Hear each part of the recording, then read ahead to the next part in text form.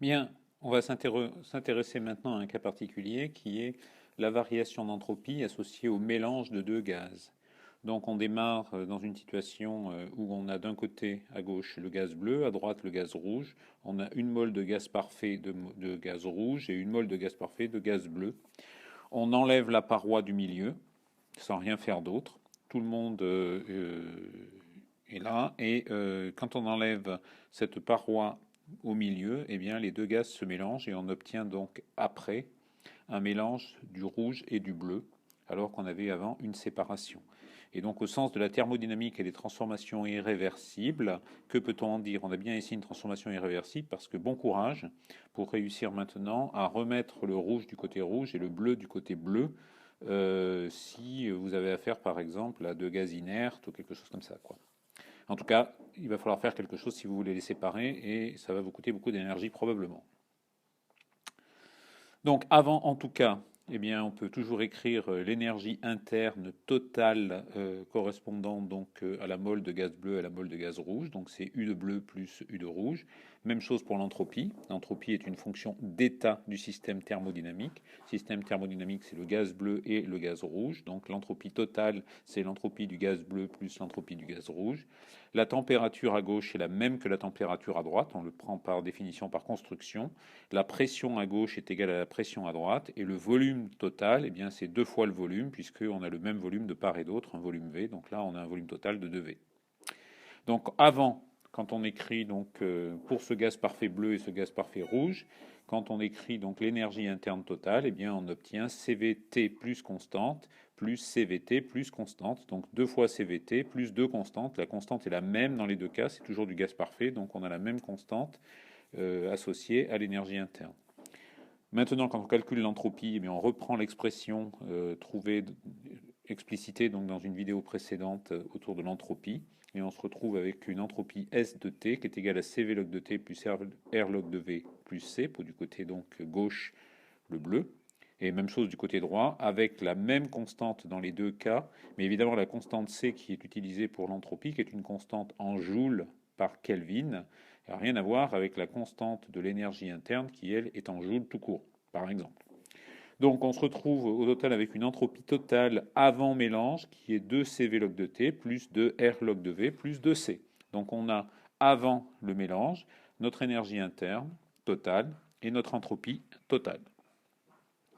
On peut maintenant faire l'étude après le mélange. Donc après le mélange, on a un seul gaz, on a deux moles de gaz qui sont mélangés, qui constituent le système thermodynamique. Ça constitue toujours un gaz parfait.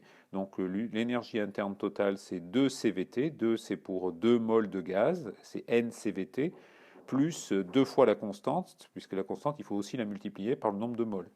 Donc on se retrouve bien ici avec une énergie interne totale qui est 2 CVT plus deux fois la constante.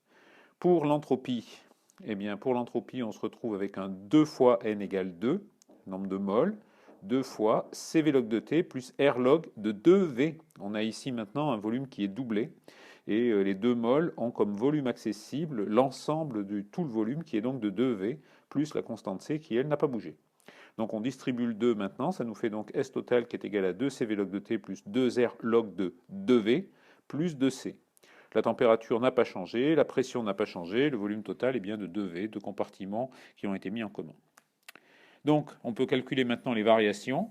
Donc quand on regarde les variations avant-après, la température n'a pas changé, la pression n'a pas changé, et l'énergie interne, c'est un résultat, on le constate, c'est toujours 2CVT plus 2C. Et donc quand on fait variation d'énergie interne avant le mélange et après le mélange, on a une variation d'énergie interne qui n'a pas bougé du tout, et donc on n'a pas de trace du mélange dans le premier principe de la thermodynamique et la conservation de l'énergie pour ce gaz parfait. Rien de particulier à dire. Par contre, si on fait le calcul pour la variation d'entropie, on met l'entropie totale après moins l'entropie totale avant, eh bien, on voit l'effet du 2V, le fait que maintenant, pour le gaz bleu, le volume accessible n'est plus V mais 2V, et que pour le gaz rouge, le volume accessible n'est plus V mais 2V. Ça se traduit sur l'entropie. On a cette évolution irréversible qui fait que on a maintenant un volume accessible pour chacun des deux gaz qui a doublé, même si c'est en présence de l'autre. Et on a donc une variation d'entropie qui est 2R log de 2V moins 2R log de V, qui nous fait donc un 2R log de 2V sur V, ou bien un 2R log de 2. Donc ça ne dépend même plus du volume, ça. Hein. Ça ne dépend que la constante des gaz parfaits est 2. On peut d'ailleurs aller un cran plus loin. Et on introduit ainsi la constante de Boltzmann, Kb, en divisant R par le nombre d'Avogadro, et pour lequel donc, on a R égale NKB. Donc on va introduire une espèce d'entropie par particule. Donc par définition, Kb c'est la constante, constante de Boltzmann, et quand on fait R, la constante de gaz parfait, divisée par le nombre d'Avogadro, on trouve une constante de Boltzmann qui vaut 1,38 10-23 mètres carrés, kilo, seconde moins 2, Kelvin moins 1. Donc cette constante de Boltzmann nous permet d'écrire qu'on a maintenant un delta S divisé par 2N, ne pas oublier qu'on avait 2 moles de gaz, qui est égal à Kb log de 2.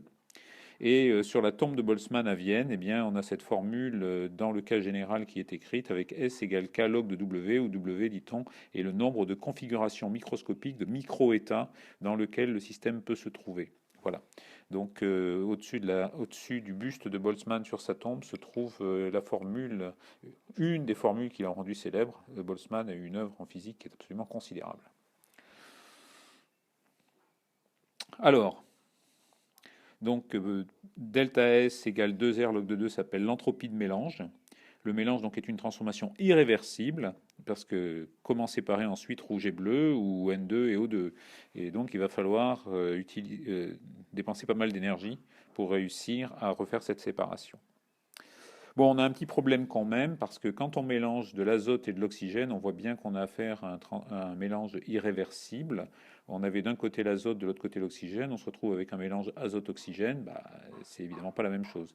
Mais imaginez un instant que vous ayez d'un côté de l'hydrogène et de l'autre côté de l'hydrogène. Qu'est-ce qui change dans le calcul et pourquoi devrions-nous avoir maintenant un delta S égale 2R log de 2 quand on a mélangé de l'hydrogène avec de l'hydrogène? Et en fait, la situation est la même. Vous pouvez d'ailleurs enlever la paroi, remettre la paroi, et où s'est passé le processus irréversible. Et donc, on a là affaire à ce qui s'appelait le paradoxe de Gibbs. C'était Gibbs, donc, qui était un physicien américain au XIXe siècle, avait pointé cette difficulté. Et la résolution de cette difficulté demande de faire un gros effort, mais elle est très fondamentale et extrêmement féconde pour la physique.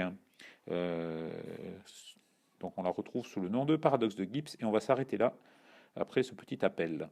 Voilà.